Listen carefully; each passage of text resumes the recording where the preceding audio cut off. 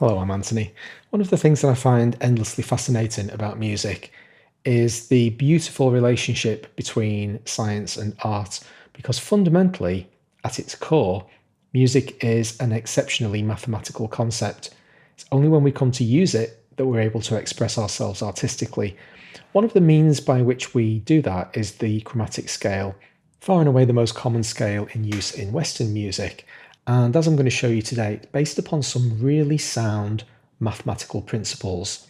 There are some really good reasons why there are exactly 12 notes in the chromatic scale and why it works so well.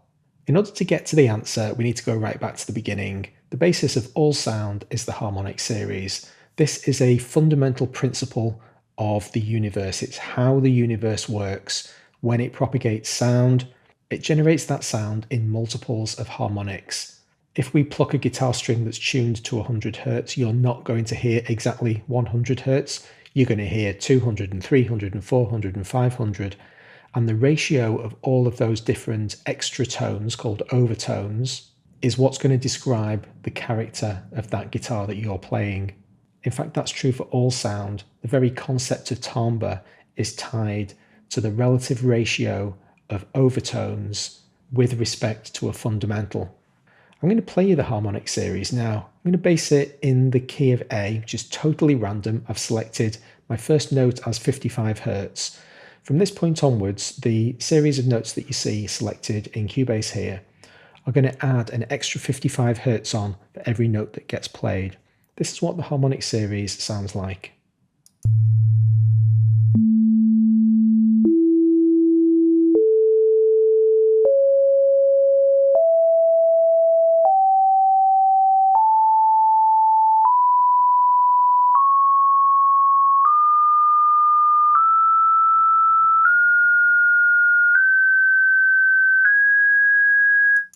So that was the first 15 harmonics of the harmonic series of a fundamental frequency of 55 hertz.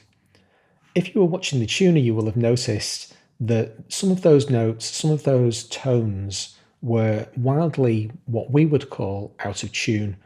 In other words, they have no relation to the chromatic scale that we know as Western musicians and the thing upon which all tuners are based.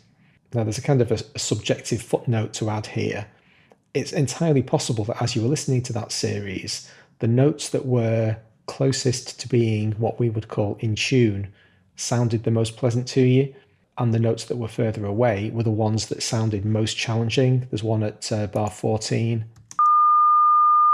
that in the context of the rest of the sounds, when you hear it on its own, it doesn't mean anything, but in the context of the rest of the series, sounded particularly out, particularly challenging. This is one of the features of the harmonic series that we have to accept.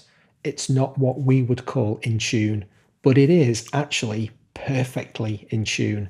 That is the fundamental law of tuning. The universe is not wrong. We have to subscribe to that rule set in order to kind of make use of it. If we want to write music, we need to accept that the harmonic series is real and matters, and then come up with some sort of system where we can manipulate it to our own best use. I'm going to go back to the beginning now and play the first 4 tones of this series. Listen to these again.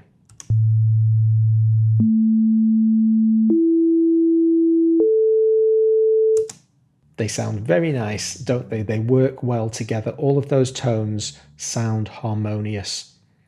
The concept of harmony, or when we describe something as being harmonious, we might also decide to use the word consonant, which basically means kind of, in a very abstract way, pleasant or comfortable to our ears. It's very difficult to describe the concept of consonance, but we know it when we hear it. Some people don't actually like their music to be consonant. That's absolutely fine. You do you, I'll do me. I do like consonants. I like a bit of dissonance in my music as much as the next person. I'm a huge King Crimson fan, for instance, but you'll generally find that in a lot of their music, they'll get increasingly dissonant and then pull it back to some kind of consonant resolution. Now, that's a huge rabbit hole. I don't particularly want to get caught up in the whole discussion of whether or not consonance is good or bad. I am, however, going to use it as a foundation upon which to explain how the chromatic scale has been developed, because the chromatic scale has been designed to be a consonant scale. Those first 4 tones of the harmonic series are all consonant. In fact, 3 of the 4 notes are identical. We've got 3 A's and 1 E. There's the A, another A, there's an E, and there's the third A. So we have root, octave, strange, curious note going on at note number 3, and then another octave. So let's derive some principles from those 4 notes. Those first 4 notes of the harmonic series are really important and going to go a long way to explaining everything that we need to understand. As you probably know, every time you increase pitch by 1 octave, you double the frequency of the sound that you're making. If I play a C on my keyboard, that's oscillating at 130.8 hertz. If I play another C 1 octave higher, it's going to be 261.6, exactly twice the frequency. That's really important. That's the basic fundamental rule upon which everything is based. The harmonic series uses it, we use it, and it's the most consonant sound that we can hear. The ratio of that high note to the low note is 2 to 1. 2 to 1 is the simplest ratio there is. It sounds the most consonant because it's the simplest. And this is where we find ourselves absolutely tethered to these laws, these mathematical laws of the universe. When we hear more than one sound, which is what we describe as harmony, we like the relationship between those sounds to be harmonious or consonant.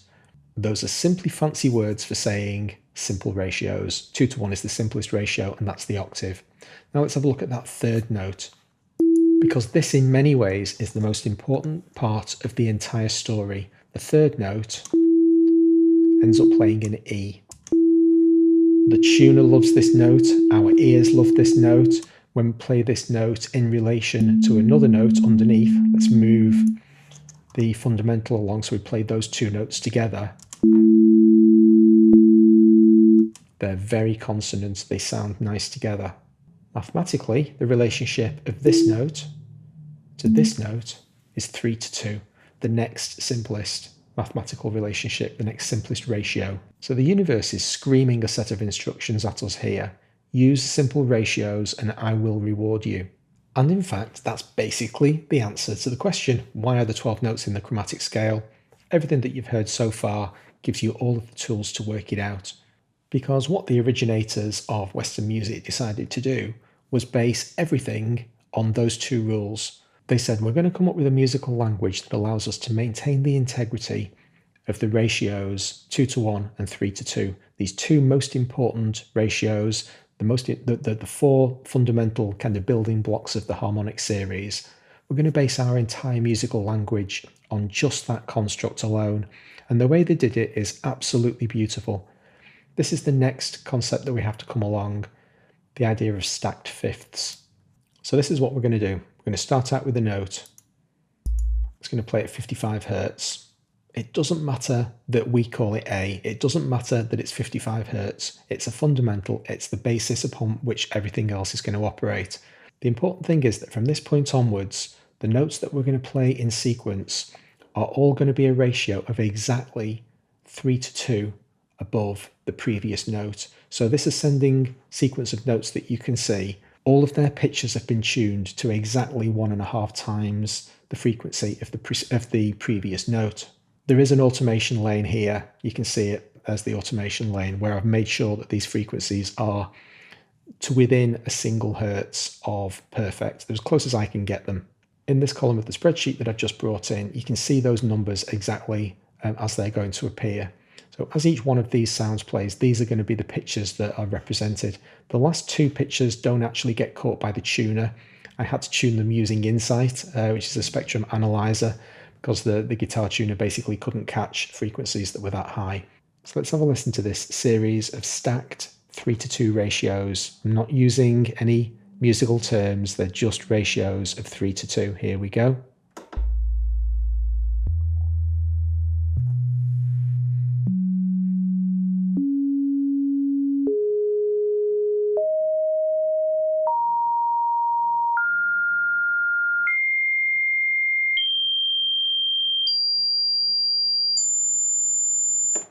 Now, did you notice that the tuner was becoming increasingly unhappy as that sequence was being played?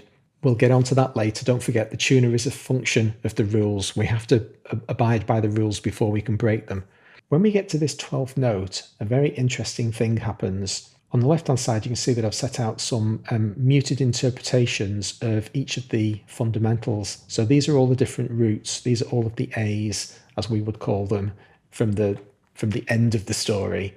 But the interesting point to note is that after 12 iterations of this kind of 3-2 jump, the note that we're playing is very nearly identical to the note that we started with. They're not absolutely identical. I've put this extra little note right at the end. The first note is the perfect pure 3-2 ratio. The second note, which is identical apart from the offset tuning, is what we would interpret as an actual A. If you listen to those two notes side by side,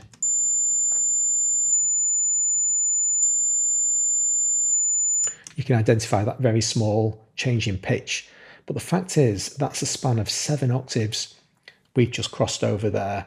And over the course of 7 octaves, by increasing these ratios of 3-2 with every note, we get to the point where we're about 1% away from where we should be. The frequency of this note is about 1% away from where it would ideally like to be if we were kind of following our octaves. So we've taken 2 different routes to get to almost exactly the same place.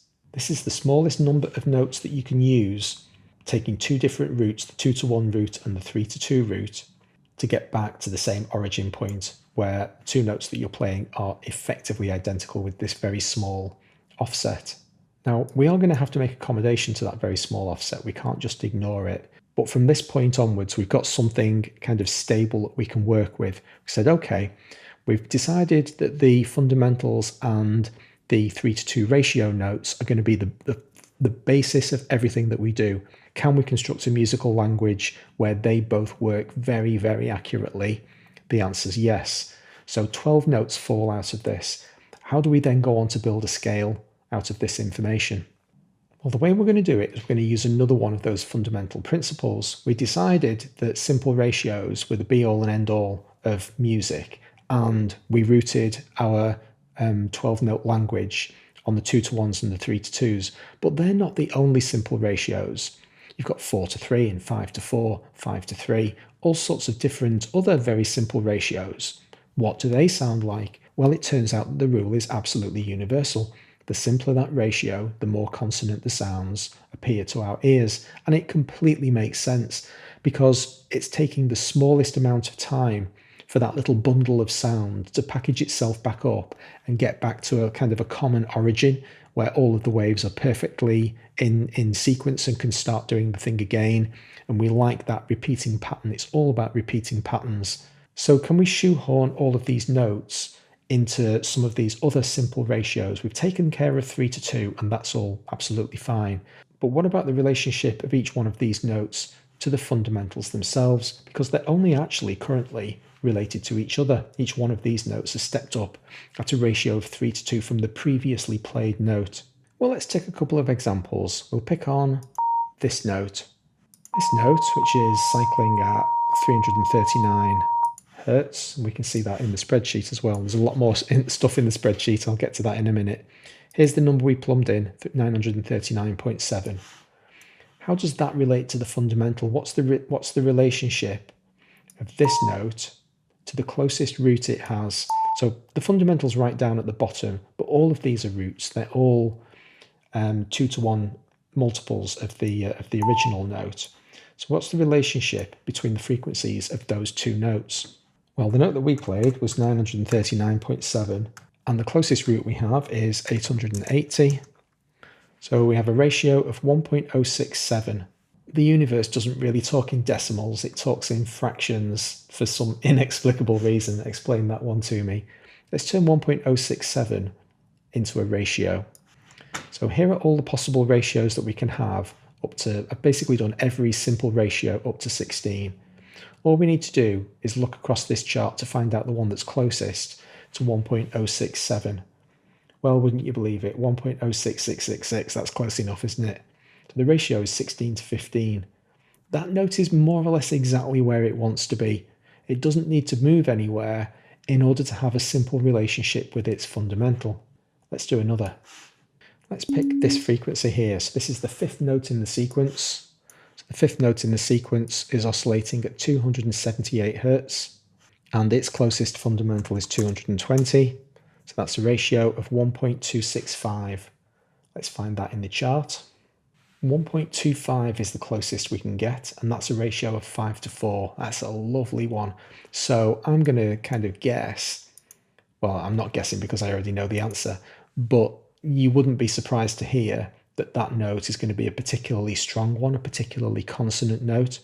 The note that I've selected is the major third.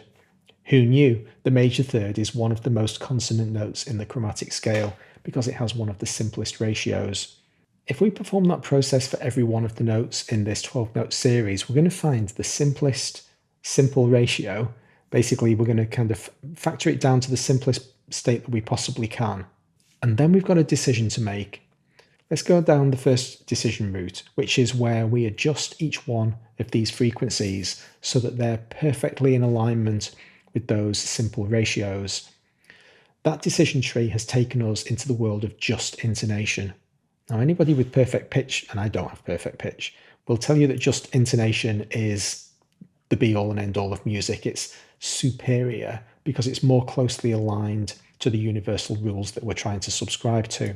So what we do with just intonation is we manually adjust each one of those frequencies so that they align perfectly with these simple ratios. Here are the just intonation ratios that we align to. And there's a bunch of caveats and asterisks around all of this. None of this is absolutely written in stone. These are the kind of the most common ratios that you'll choose. But like I say, there are all sorts of extra quirks that I don't want to go into today. The basic premise of just intonation, however, is that it's all about picking these simple ratios and then adjusting the notes so that they match. There is a major problem with this, though. It only works if you're working with exactly that fundamental. The moment you choose a fundamental of a new frequency, everything gets thrown out because now you've got to pick a brand new set of related frequencies to adjust all of those notes to. You're making exactly the same adjustments every time. It's just that you're ending up with very slightly different pitches from what you had with any other fundamental. What that means is that if you're playing an instrument in just intonation, you are locked to a single key. You can't design a piano, well, not portable and functionally usable by the vast majority of the population. There are actually keyboards designed to be tuned into just intonation, but for the most part, you want musical instruments to be kind of simple and affordable and playable by people. You want to be able to go into a shop and buy a piano and not have to tune every key if you want to change the pitch of the song that you're playing in. That's kind of not very practical. So just intonation works, and it's a great solution for a single keyed instrument. It's not a good solution if you want to be able to change the pitch of your song and have everything still work.